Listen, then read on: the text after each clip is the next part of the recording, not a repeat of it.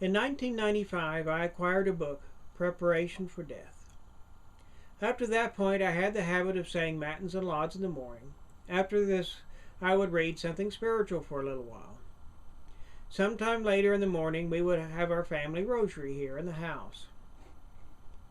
Now, when I got this book, it changed my life to the good, and that's what a good book can do. It can change our life for the good. Now, I looked at the book and it had natural divisions, and I limited myself to one division of this book per day to read and consider, as I had the habit of devouring books. You get into a good book, especially a couple of books I had access. I only had 2 weeks to get at them, and so I went through them, and they influenced my life as well. And I'll get to that at some other time. So I'm preparing a list of influential books. Because, let's face it, one of the things that influences us is what we read, what we take into our mind. It influences us. It makes us who we are. And our choice of books tells us what do we truly hold to be important. And there are other things like that. Choice of entertainments, television, radio, websites we look at, etc. Everything says something about us. But I'd like to focus here on becoming a saint, because this is what Preparation for Death, it moved my spiritual life in a good direction. Partway through this book, I realized that there was a lot I needed to learn about the science of the saints. I told God that I would come back to this chapel each morning until I learned this science. I'm still coming. Because he that perseveres to the end shall be saved. If you quit on the road to heaven, you don't just stop where you're at. It's not like you just pull over to the shoulder and park. No. The devil runs a tow truck service, and he's going to latch onto you, and he's dragging you the other way. Okay? Or else you could even turn around and rush the other way. But you are going to go backwards. Trust me. You will not stay still. You either go towards heaven or you're going towards hell. No choice. And although I've learned a great deal, there's still much to learn, for God is infinite. I cannot learn it all. There is not enough memory in this brain. I could not build a supercomputer with so much memory that it could hold everything there is to know. There would be more. Now, I read this a lot more recently, An Easy Way to Become a Saint. And we all want a quick fix and then forget it. In other words, I do this, and this, man, I'm good to go. We live in an instant world. Take a look at the computer in front of me, the video camera I'm using, the light switch over there I turn on. We want it simple. We want take 2 pills and all is well. A chronic condition cannot be easily cured. And spiritual blindness is a chronic condition that we acquire over years, nay decades of wrong living, wrong thinking, wrong entertainments, wrong books. When we go to the doctor with a chronic ailment, he will prescribe lifestyle changes, which often include a special diet to be observed maybe for a month, maybe for months, a year, even for the rest of our life. He may also then prescribe some medicines to heal the damage we have done by our wrong living. The saints tell us we must obey these prescriptions of our doctor under pain of sin. Now, if this is true in material matters, how much more so in spiritual? And the lifestyle changes may appear radical at first, but they are necessary. As I said in a recent sermon, 2 words almost a quarter of a century ago changed my life. Don't sit. And that's a long story. And don't tell the chiropractor I'm sitting right now. This was necessary for my back trouble. And if I do have to sit, then I must take other precautions. But basically, the doctor said I should either be standing or laying down 24/7. And as soon as I'm done here, I'll be up moving around to get my back straightened back out. Now, Catholicism is a way of life, a way of living, and we must live differently than we have been living in the past. In the past 16 and a half years, I've learned some simple things that I can pass along in this short video. A few things that will make it easier for you to become a saint. In fact, I consider that my easy way to become a saint. And there may be some good points in this book, but I'm going to give you some stuff I think is maybe a hair better. The first thing I'm going to give you is to love your neighbor. You may say, what the heck does that got to do with that? How is loving my neighbor going to make me a saint? You mean you're not going to say, get the scapular out, say a daily rosary? You're going to start off with loving your neighbor? St. John Chrysostom tells us why. He that is pious towards men is still more pious towards God.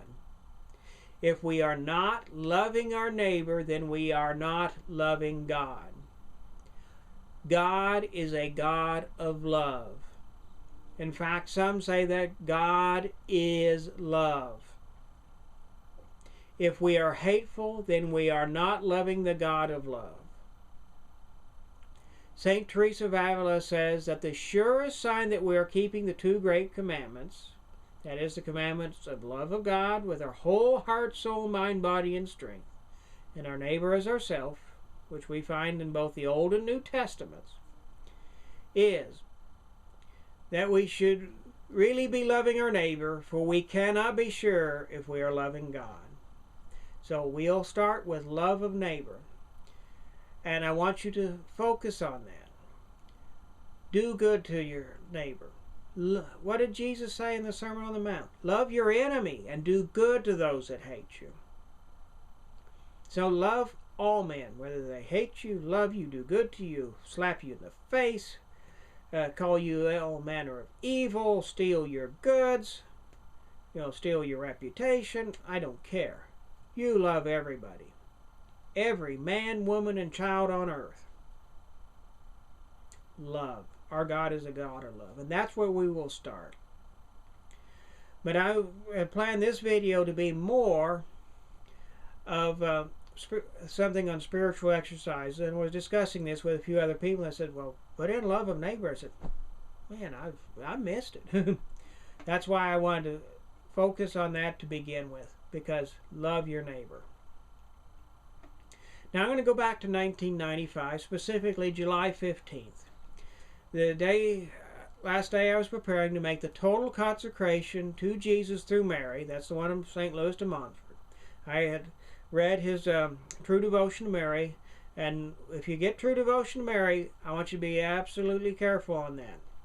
Get the old translation, because they have omitted stuff from the newer ones, and even one from the 40s or 50s I've got in my library I picked up later. I was trying to look something up and I can't find it because it's not in there. So be sure to get the old one. I think it's Father Faber translated it, because I have a nice old beat up one, notes all over it. That's the one I inspired me, I worked from, and I made up a plan which I followed, the 12 days and then 3 weeks, whatever. So, I was on the last day of preparation. I was going to make the total consecration on July 16th, the anniversary of my election. And so I received an inspiration from Almighty God to go and make a holy hour that evening. After cleaning up the dinner dishes, I did just that. This changed my life, because I soon began making more holy hours. And I adopted soon a habit of a weekly holy hour. And more recently, I was inspired to take up the practice of a daily holy hour, which I began a little over a year ago. And so this is my first recommendation of spiritual practices. Spending an hour a day to be with God. What I have done is simply stretch my accustomed morning prayers to an hour or longer. So I am in the chapel about 5:45 to 6 in the morning, and our rosary here before Mass begins at 7. So all told, many mornings, by the time I get done with my hour with God, rosary and mass and thanksgiving, I have given God a tithe of my day, that is 1/10 of my day, before I even get to anything else, because that is, I believe, it's important. We've got to start our day off right. If you don't start off on the right foot, it's like the old saying, getting up on the wrong side of the bed. Well, if you don't start your day with prayer, you're toast. That's not really part of this video, but that's another thing to think about. Always start with prayer. And there are many other things I could list, other practices I do. But I want to focus myself on 4 basic ones. We had love of neighbor, an hour a day with God. So what's required for a holy hour? Because that's what we're making in essence. There are 4 things. God, you, an hour, and silence. That's all that's required. Now, especially in the beginning, I recommend having a spiritual book along, like you got this one, to give you something to think about during that hour, especially when you're first trying to acquire this habit of a daily hour with God. Now, an hour a day may be a little bit much at first. So at least, if you want to save your soul, start with a weekly holy hour, and then a quarter of an hour each day the rest of the week. Slowly expand that quarter of an hour to a half an hour, then 3/4, then finally get to that hour a day, because I think that hour a day is important. Now be ready. This is God's hour, and He may lead you elsewhere than you had planned on going, because you may have, you've got your books queued up, like I want to read a little bit from True Devotion to Mary, a little bit from St. John Eudes' Kingdom of Jesus and Christian Souls. I got Preparation Death from St. Alphonsus. I got a little read from there. I'd like to meditate, whatever. I remember one morning, this years ago, I had all my books queued up, and I was ready to go. I knelt down to say my opening prayer, and then God hit me with something else. So I pursued that thought throughout the rest of the hour, because it's God's hour, not mine. It's not your hour, it's not my hour, it is God's hour. So let Him guide you. True, be ready in case He's not speaking that day, because He might speak through another way, as happened to me later on. I was reading along, I had St. Gregory the Great's Regula Pastoralis queued up. And I'm reading along, and I'm reading, and I realized as I read something, a way I was dealing with a certain problem, I was doing it absolutely wrong. God wanted me to do something different. So I finished the chapter, I set the book down. I got down on my knees and I said, God, I hear what you're saying. I ask your patience to figure out how best to pursue what I know you want me to do. And then after the hour, I got to work on it. Because God speaks to us, but He speaks to us in silence. When we come to Him, we clear our minds for an hour. And that's why I say an hour. Because we need to step completely away from the distractions of the world for a notable amount of time each day. What's one of the things we pray for in the Rosary? We pray for detachment from the world. We need to actually do that. We need to detach ourselves daily from the world for at least an hour. And I say at least an hour because, you can go longer if your responsibilities will allow it. And I'm not going to go into responsibilities except to say, complete them, please. Now I would like to go to Jeremiah, because I remember when I read this, I forget, it was a long time ago when I read the prophet Jeremiah. I think I read it straight through. And when I hit these words, they really spoke to me. Many pastors have destroyed my vineyard. They have trodden down my portion underfoot. They have changed my delightful portion into a desolate wilderness. They have laid it waste, and it hath mourned for me. With desolation is all the land made desolate, because there is none that considereth in the heart. Now, when I read this, what really hit me is, with desolation is all the land made desolate, because there is none that considereth in the heart. And it immediately hit me. Nobody is meditating. Nobody is pursuing the practice of mental prayer. I realize that the lack of daily meditation in Catholics caused the great apostasy. Think about it. Lack of meditation caused the great apostasy. There's a lot more in those 2 verses, and that I could do a whole video on that, because there was years later when I reread it and I read the rest of it, like, wow, I got something out of that.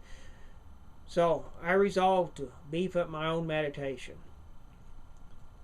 Okay, I was reading Preparation for Death. Maybe not been Preparation for Death, maybe another one of St. Alphonsus' works.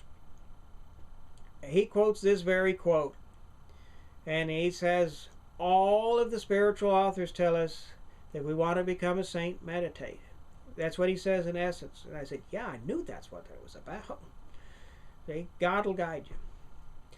If you want to save your soul, meditate. Why? These same spiritual authors, St. Alphonsus, the other saints, anyone, they tell us that we'll either give up sin or we will give up meditation.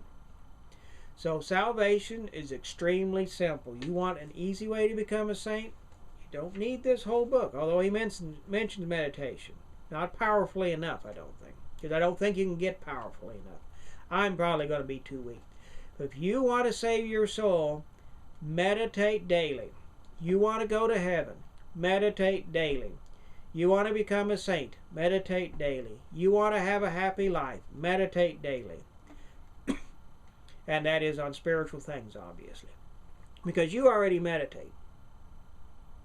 Yes, you do. It is simply a matter of taking a skill you already have and you use and applying it to your spiritual life. I'll give you some examples. Let's say you are fixing a car motor. All right? You're mechanically inclined and you like to tinker with the car. And you get it running finally, but it still just doesn't sound right. You're listening to it. And something is not right. About that time, the wife calls you to lunch. So you go in, and while you're eating lunch, you're still thinking about that motor. And then it hits you. I didn't do that. I didn't tighten this bolt. I didn't do that. So you go out and check what you think you identify as a problem, and you find that, yes, that's it, and you fix it. You fire up the motor, and that sounds right. What did you do? During that lunch, you were meditating about what was wrong with that motor. Okay, now let's go into the kitchen and the cook who is preparing dinner. Okay, you ever cooked? I do. You follow the recipe, and then what do? You taste it to see if you're getting the desired results. Taste it. This needs a pinch of salt, so we put it in a pinch of salt. Or it needs another splash of wine, so we put another splash of wine in. Whatever you think it needs, okay? And then you may even leave for a while and think about it and return to add a little something else. And like as it's something, let's say it's something cooks over hours and simmers, whatever. You come out, man, it's just not quite right. What are you doing? You're meditating about the recipe and the desired result. In fact, a good cook can take and read a recipe and decide if they wish to prepare it or not. Would my family like this? Or would they not like it? Okay? Or, there's a good idea here, but no, it needs a little something. What they're doing, they're meditating. Okay, I make wine. And in my early days of winemaking, I got a book on winemaking advising you what to do, and they said, now, we advise you to take a taste at each step. And you start out in the big fermenter, which is a big plastic jug with a cover and an airlock. Okay, so when you siphon it from there to the big glass carboy, they call it, a big jug, 1, 3, 5, 7 gallons, whatever, usually. And you siphon it in there and you fill it up. Take a taste and see what it tastes like. Say, yeah, it's probably going to taste lousy. But if you keep tasting, you'll get an idea, and you'll know as you go through the process, when you finally get to the end, you remember, yeah, that tasted lousy, but you got some ideas about it, okay? And on through.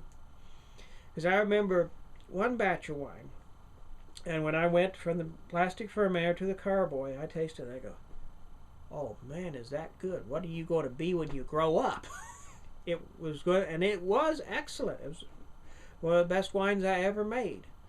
Okay, but how do I learn these things? I meditated on them. Okay, and now if I can do this in secular things, and I can, you can. All right, building a computer. All right, if you build computers, I work on computers. And all the computers messed up. I think about, okay, no, you meditate. So you're meditating now. All right, in your daily life. It is simply thinking about spiritual things and fine-tuning your spiritual life as you do the car, the recipe, the wine, whatever. Spiritual books will help you get started, such as The Art of Prayer, which I believe is one of the best introductions to prayer. Okay? As I was going along, I've read, I'm thinking 50 to 75 books on the subject of the spiritual life. On prayer, whatever.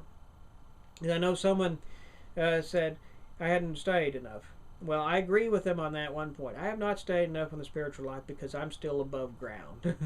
I still can see, so I can still read. But I count up the number of books then, it was north of 40, and I stopped counting. I thought, okay, there's nothing to that one. So when The Art of Prayer came along, and I began reading that, I said, this is probably the best summary of what I've read over the last it was about 13, 14 years. Yeah, because I got that in 2000 and about 12, 13 years, 2007, I think. I said, this is probably the best summary, the best place to jump off from. Now, I'm not saying anything against the writings, the saints and stuff. You need to read all them too eventually. But this gives you a good summary, a great place to start off.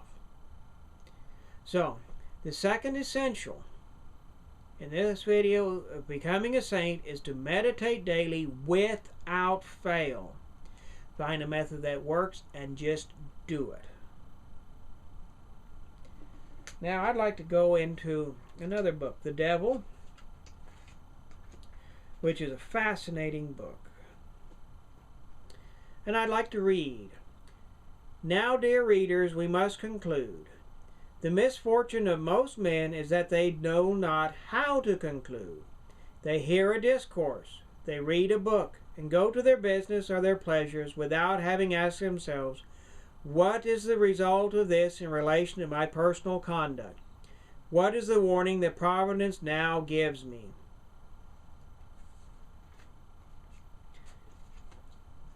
If you're watching this video out of mere curiosity as to what Pope Michael is going to say, what's the fool up to today, then this video is useless to you. You might as well shut it off. And curiosity is what leads to my final recommendation, and this is going to be a shocker to some of you. Give up television. Now, you don't have to haul the TV out and shoot it with a shotgun like a friend of mine did. Yes, he actually did in the late 90s. However, most of us who have television spend far too much time adoring at the silicon god. I could write a book on the evils flowing forth from what my father nicknamed the Satan box. In fact, I have one part way assembled. But let's go into a few simple facts. All right, I'm going to ask you to think about something before I go on with my first fact. When I told you to spend an hour a day in prayer, did you think it was excessive? Think about it. Because I did a survey on this. I mean, it's not a scientific survey because I had, 5, 10 replies. I forget. I think at least 10. I got to look it up. The thing is, many people thought asking an hour a day was excessive. Even half of my group that I queried thought an hour a day was excessive. The average American spends 4.5 to 5 hours a day in front of the television. Now that's excessive. Even if you spend that hour a day in prayers, I'm recommending giving 4 to 5 times as much to the Satan box is insane. It is insane. There is very little useful on television and very much that is harmful. which is why it is best to simply shut it off and use it only when necessary. Okay. I did a sermon on this. If I spend 5 hours a day in front of the television, adoring before the silicon gone, the tubes, well, transistors, whatever's inside there now, and I spend an hour a day with God, what am I saying? God, TV's 5 times more important than you are to me? It's a matter of simple math. What is more important to you? Is God or television more important? If you have a television, you have that hour. In fact, you probably have several hours. In that same sermon, I asked people to give up television. I gave them this simple thing, 4.5, 5 hours a day they're wasting in front of it. And I said, take one of those hours you recapture, give it to God. The balance, give it to places where it probably should be in the first place. I'm presuming most of you have a family. You've got parents, you've got children, you've got brothers and sisters, whatever. Do you ever spend any quality time with them? Parents, if your teenagers are going south, going wrong on you, is it because you haven't spent any quality time with them? Are you so plugged into the tube or to the computer even? I mean, this is a useful video. When you get done with this video, shut it off. Go talk to your spouse. Go talk to your children. Go find out what's going on in your household. Spend a week without the television. Okay, and spend your hour a day in prayer. Spend the rest of the time just going around your house seeing what's going on. You might learn something. Okay? I'm not going to be able to go into all the reasons why I say give up television, but I gotta touch on a few. I recently read that in the early days of the church refused to baptize comedians until they had given up their profession. Now, the only reason I may refuse baptism is for habitual mortal sin. Therefore, comedy at that time was considered a habitual mortal sin, and comedians habitual mortal sinners for providing it. Look back at the comedies you have watched on television. How many are objectively mortally sinful? It might be easier to count up the list of those that aren't mortally sinful. Let me think a minute. Would you like to hear the list again? I would say every comedy series crosses the line into mortal sin eventually. Some of them live across the line in mortal sin. And that's why I could write a book on it. Because they cross it on the 6th and 9th commandments. I'm not going to go into details. They recommend divorce. Now they're laughing off homosexuality. And it's just getting worse and worse and worse. Okay? So, that's one reason I say give it up. Just give it up. I'm going to go to another area where people don't consider. And I'm going to probably spend some time here. St. John Vianney says, for the irreverent mentioning of the name of the Lord, even when done thoughtlessly, they had to live on bread and water for 7 days, and if the sin was repeated, for 15 days. This is when there were a time of public penances. Do we not also sin if we listen to blasphemy? If you came to my YouTube channel, I blaspheme regularly, would not be a sin on your part to keep coming? It would. So I try to be careful of what I say on this YouTube channel, what I say in my sermons, what I even say in my daily speech. Okay? I'm not even going to give you examples of blasphemy. You know what they are. Television is loaded with blasphemy. I recall when it was a little bit less loaded, we're talking about 25, 30 years ago, I adopted the habit of making an act of reparation every time I heard a blasphemy on television. Okay? Now, sometimes, they would happen, you're not expecting it. Okay, like, it could happen, let's say I need to watch the news tonight, and, they're interviewing a man on the street.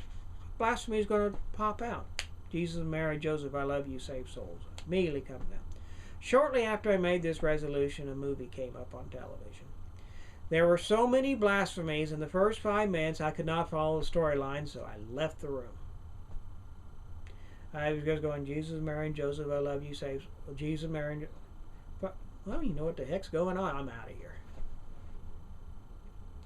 Blasphemy is a mortal sin. I'm going to say that again. Blasphemy is a mortal sin. In your catechism, there are 9 ways of cooperating in mortal sin. Look it up. One of them is by silence. One of them is by just silently letting it go by. O Lord God Almighty, forgive me my many sins of letting blasphemy go by. That's another reason to give it up. And what I say of the television applies here to YouTube, on the computer as well. We've got to be very careful. Now I'm going to switch over to Super Bowl 46, which I did not watch. Prior to my giving up television, I have not watched. I watched a little bit of Super Bowl 45 because there's someone else here who wanted to watch a little bit so he could say to his family he watched a little bit.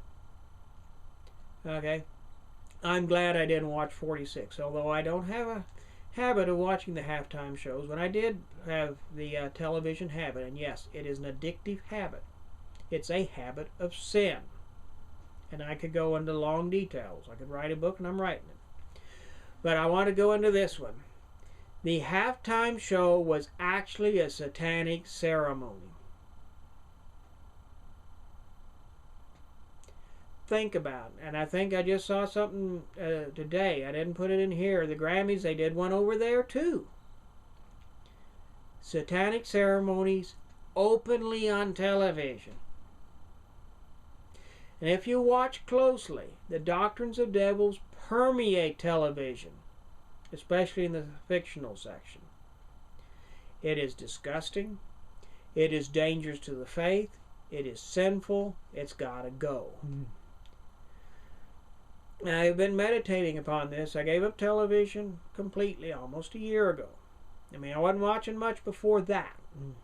I've been cutting it back. But I gave it up almost a year ago, and I've been thinking about it's just now starting to come through my daily holy hours. We need to purify our mind, our heart, and our soul. And how can I purify my mind, heart, and soul if I keep taking in the manure from television? I should have brought a bowl of ice cream. It wasn't a fast day on making this. I might have brought a bowl of ice cream and set it down right here in front of you. And then brought a bowl of manure. And got out a spoon. Say, all right, how much manure is acceptable in that bowl of ice cream? If I put 1 scoop of manure and stir it in a bowl of ice cream and hand it to you, you're going to eat it. Then why do we take in tons of manure from media? It's insane. Give up television. Now the doctrines of devils, I have seen it. Because I remember after I read Christianity the first time, I started noticing the New Age doctrines permeating, and we're talking about television. I was watching them in rerun, but we're talking about television from like, well shoot, this occurred 20 years ago. 25 years ago. So we're talking television older than that, all right? That was being replayed, and I'm seeing this stuff, and I'm like, wow. That is the New Age apostasy being taught to people, and we take it in hour after hour after hour. I mean, do the math what 5 hours a day is. I didn't bother doing it for this video. It is a long time. And even if that 5 hours was not objectionable from the content, it is objectionable from the waste of time. Okay? And there are many other reasons why to give up television. Books have been written on. And I'm not talking about just spiritual books. I'm talking about secular things. There's a website that recommends giving up television. They're totally from secular viewpoint. If pagans can see it, why can't we? So I'd like to just review the practices. First of all, before entering the practices, I said, what should you do? Love your neighbor. If you love your neighbor, you'll forward him this video. Yes, you'll forward him this video. Love your neighbor. Now, there are many other practices I could be talking about. But these 3 practices that I'm going to review will help us take up the other little practices that will help us become saints, because my set of little practices won't be yours, and yours won't be the man down the streets, okay? But we all need to have these things, these little practices that help us keep on the path of sanctity. But these are 3 big ones, and these are 3 important ones. An hour a day in prayer. 1 hour, 60 minutes, 3,600 seconds. Give God that hour. And it's best to have it all in one spot if your responsibilities will allow it. Meditate every day. And this can be done during your hour, okay? Meditation during the hour is very important, okay? So you can put your meditation in your hour, okay? I'm not going to say an hour and then add a half an hour meditation. The saints say meditate quarter to half to an hour a day. But above all, never let a day go by without meditation. Why did I say? Because all the spiritual authors say you will either give up meditation or you will give up sin. You want to become a saint? You got to give up sin. It's got to go. And I'll be doing a sermon on that soon, explaining a real good reason why we've got to will to give up sin, including venial sin. And it'll be something for you to meditate about in your hour. Then finally, give up television. Hour a day in prayer, during which you meditate, and then give up television. From this will flow a pious meditative rosary every day. Now, I think that should be outside of your hour in my book. Now, maybe at first you have to put it in, but I separate it out. Okay? I do my hour, then I do my rosary. Morning and night prayers will flow from this, because we will open and close our day with prayer, because we'll start realizing God is the most important thing in my life. Prayers before and after meals, other pious practices, all which are part of a pious life. And I could enumerate the ones I do. And I've read about others, okay? And they're all holy, they're all pious. We need to pick those, like we should have, a menu, a cookbook of our pious practices. Now, certain things have to be in all cookbooks, okay? There are certain basic things that are in every basic cookbook. Others are not in every cookbook. All right? You've got Mexican food, you got Chinese food, you got American food, you got French food, whatever. But I mean, there's some basics to it.